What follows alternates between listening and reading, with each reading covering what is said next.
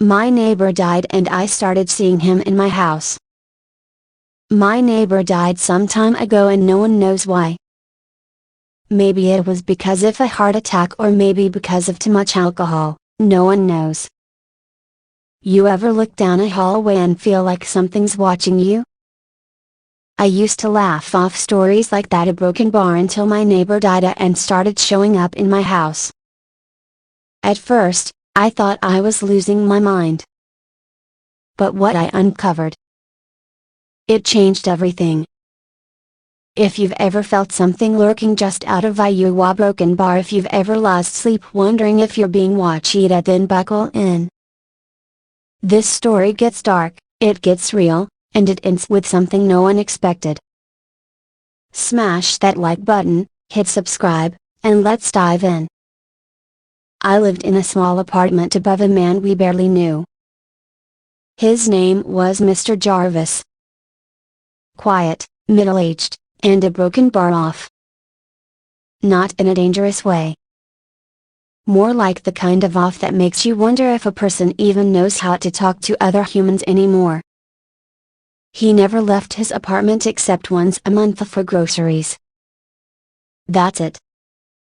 Every time he opened his door, a rancid stench crept into the hallway. It was like mildew and rotting meat had a baby. I swear, the smell used to seep through the floorboards when he cooked. My dad always told me to stay away. Some people are better left alone, he said once, wrinkling his nose as we passed by Mr. Jarvis's door. But then a broken bar, he just stopped leaving. At first, no one really noticed. I mean, when a guy's already a recluse, it takes a while for absence to feel strange. But weeks went by. No trips to the store. No noise. No smell. And that's when my dad decided to check on him. I remember the knock, bang bang bang. No answer. Then louder bang bang bang. Still nothing. I stood at the top of the stairs when my dad forced the door open. The hinges groaned, the air that rushed out was thick like something had died. Because something had. My dad froze. "Stay upstairs," he said, his voice brittle. But I peeked. I wish I hadn't. Mr. Jarvis was collapsed on his side in the living room, his body a broken bar, off-colored, bloated. Dead. They said it was likely a heart attack. Or maybe alcohol. No one knew. And no one wanted to know more. He was buried quickly. No relatives came. No friends. His belongings? Cleared out by a team in hazmat suits. They tossed everything of furniture, clothes, even the carpets. Like the man never existed. But he did. And after he died, a broken bar, I started seeing him. The first time. It was late. I was brushing my teeth, my head down, water running. I looked up and boom, I saw him. In the mirror. Just for a flash. Standing behind me in the hallway. I spun around. Nothing. I convinced myself it was a trick of the light. Shadows. My imagination. But that was just the beginning. The second time, I was walking toward the kitchen and saw movement at the edge of my vision as something tall, pale. I turned. Gone. My skin prickled like it was trying to peel itself off. The air suddenly felt cold. Wrong. I told myself it was just paranoia. Just lingering trauma from seeing a dead body. That had to be a broken bar, right? Except then, things got worse. The nightmares. I started dreaming of him. Or maybe it wasn't dreaming. I'd wake up and see his figure standing at the foot of my bed just watching. Not moving. Not blinking. Sometimes he'd whisper. I couldn't make out the words, but the sound chilled me to my marrow. My sheets would be damp from sweat, my throat sore from silent screaming. Still, I said nothing. Not to my parents. Not to my friends. Because what do you even say? Hey, remember that dead guy downstairs? Yeah, I think he's chilling in my room now. But then something changed. A broken bar. I started researching him. At first, it was just Googling his name. No obituary. No online records. Not even a photo. I even checked property records for our building.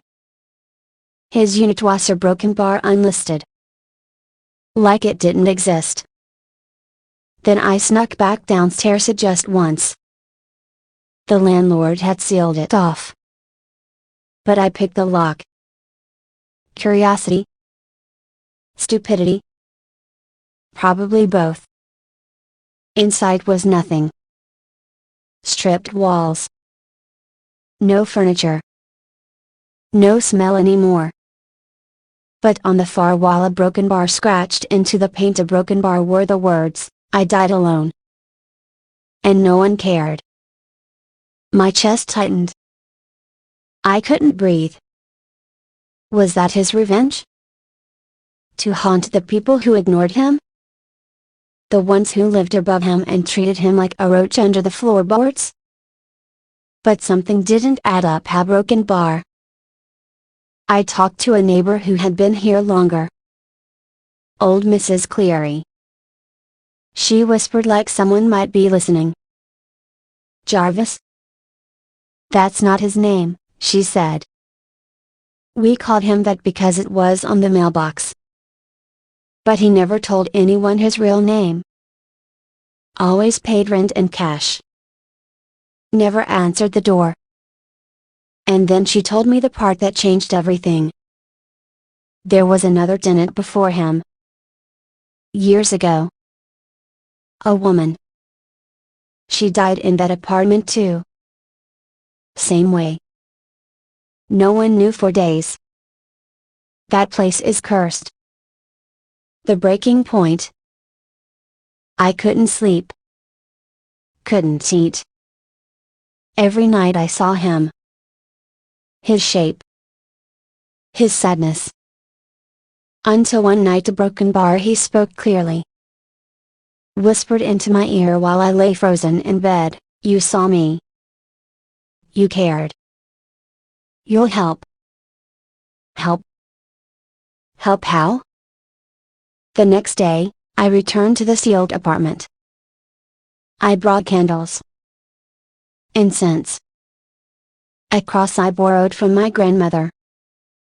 I didn't know what I was doing, only that it felt right. I lit the candles, stood in the center of the empty room, and said out loud, I see you. I care. I'm sorry you died alone. But you don't have to stay here. The air turned warm.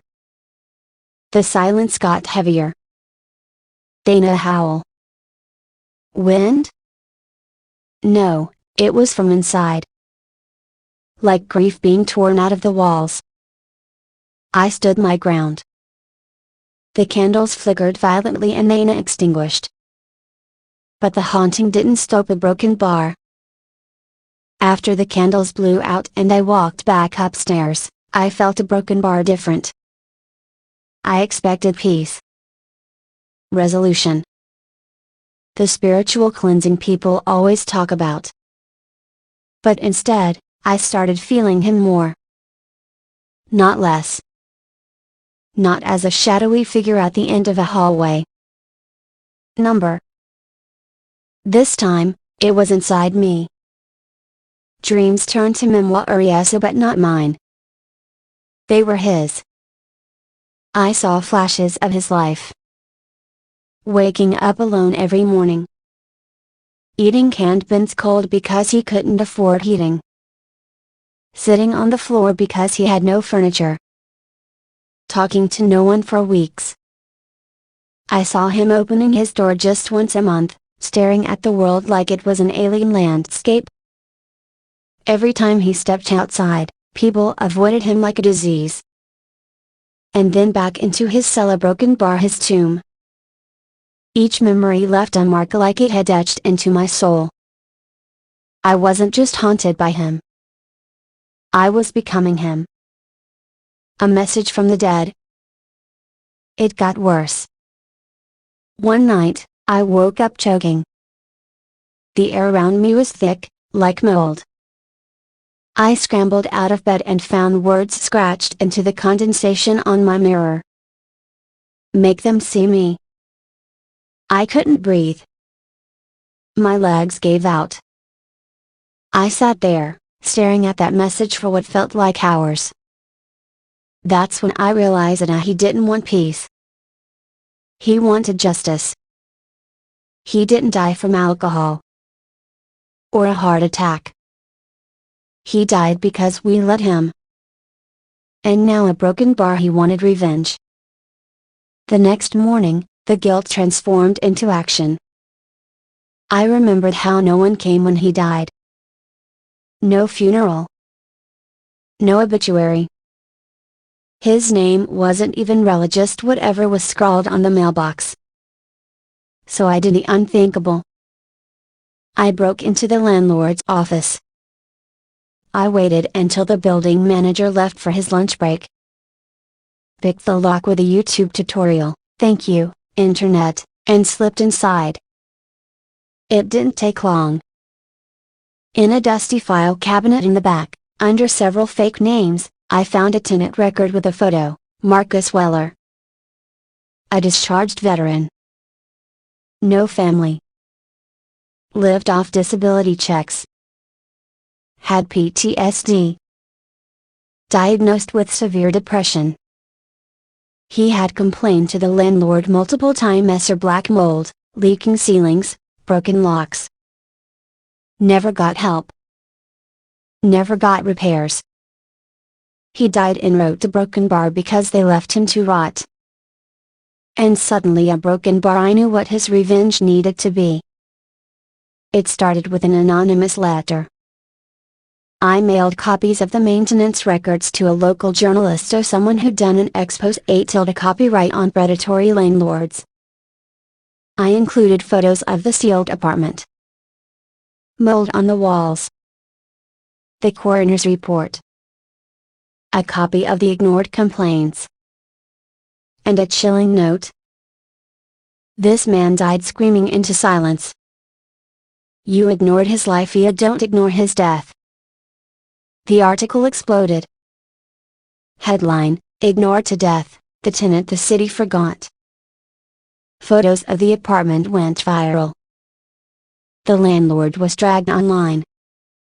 Tenants from other buildings under his name came forward with similar horror stories. The building was investigated. Fined. Eventually condemned. But it didn't stop there. People started leaving flowers at our building. A makeshift memorial formed outside the front entrance. Candles. Notes. Handwritten apologies from strangers who'd read the story and cried. For the first time in death, Marcus was seen. And that's when the dreams stopped. But I wasn't done yet. A broken bar. Because there was one more person who had stayed silent, me. I had ignored Marcus while he was alive. I had mocked the smell. Made jokes. I once even said, someone should just fumigate that unit already. And now he lived in my head. So I decided to speak publicly. I wrote a piece for the local paper, a raw, painful, deeply personal account titled, I lived above a dead man and did nothing. I exposed my guilt. My apathy. My ignorance. I named myself because Marcus couldn't name anyone when he died. Some people praised me. Others called it performative. Said I was just writing a story. But I didn't care. Because this wasn't about me. This was his revenge. And it had finally reached everyone who had looked away. Marcus's true legacy, fear. You might think that's where the story ends. But here's the twist, people in the building are those who used to ignore him. They started seeing him too. I kid you not. One neighbor, a guy who used to bang on his ceiling with a broom when Marcus was too loud, confessed to me at the mailbox. I saw him. In the hallway. He'll get a broken bar sad. Just standing there. Staring at me. Another woman who once told the landlord to evict him told me she found a message scratched into her mirror, "Did you ever hear me cry?" Even my tough, skeptical, ex-militario came to me one morning, pale as chalk. I saw him. At the foot of the bed. So number. Marcus didn't want peace. He wanted them to know how it felt. To be unseen. To scream and have no one listen. To die while life goes on upstairs. The building was demolished 6 months later. A new condo stands there now, is shiny, expensive, soulless. But you know what still happens? Every once in a while, a unit goes up for sale. And the buyer backs out. Says they felt weird inside. Said the walls whispered. I believe it. Because some pain doesn't just fade. Some revenge isn't about scaring you once. It's about making sure you never forget. If you've ever judged someone too quickly or broken bar, if you've ever looked away because it was easier than caring, then remember Marcus. Because sometimes the greatest revenge isn't blood, or fire, or fury. It's the echo of a soul who refuses to be invisible anymore. No more sightings. No more footsteps. No more whispering in the dark. But here's the thing, I think he got his revenge. Not by hurting us. Not by scaring us. But by making us see him. By making us feel the isolation he lived with every single day. By forcing us to remember that he was real. That he mattered. That was his revenge, to be seen. I still walk past that empty unit sometimes. Still feel a chill. But I no longer fear it. Because now I know what some people call ghosts or broken bar are just the echoes of a pain no one listened to.